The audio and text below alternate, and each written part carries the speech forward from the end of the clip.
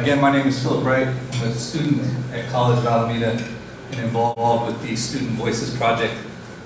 Essentially what we do, this actually started just this last semester, so it's a very young program that we are a part of now. We decided in this learning community, there's about 4 different communities, students who are new, this is their first time to college, can sign up into these communities, and it's a way that it kind of eases them into the college lifestyle and engages them. So it's not just we put students in a classroom and this is it, you're a number, you're a student number in a desk, and that's all there is to it. You know, there's no interactions, no engagement.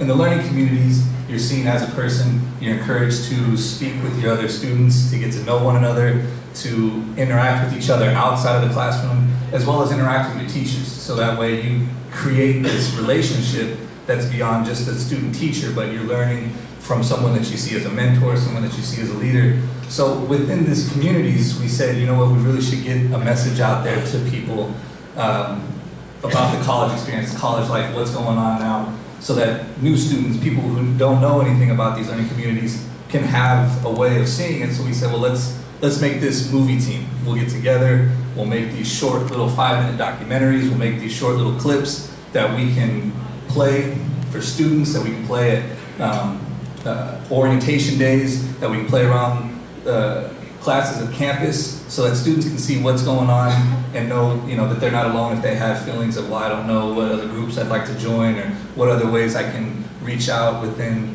the college. So we decided to come up with this movie team, and so we started making just short little documentaries. The first one we made was just who we were and what we were trying to do, and we started out with about 6 students that said, yeah, we'll go ahead and do this. And from these short little documentaries we've grown in the number of students involved in it, because other students have seen it and have now said, you know, hey, wow, I'd like to be a part of that. I'm not real good at certain things, but I'd like to be a part, and we don't turn anyone away.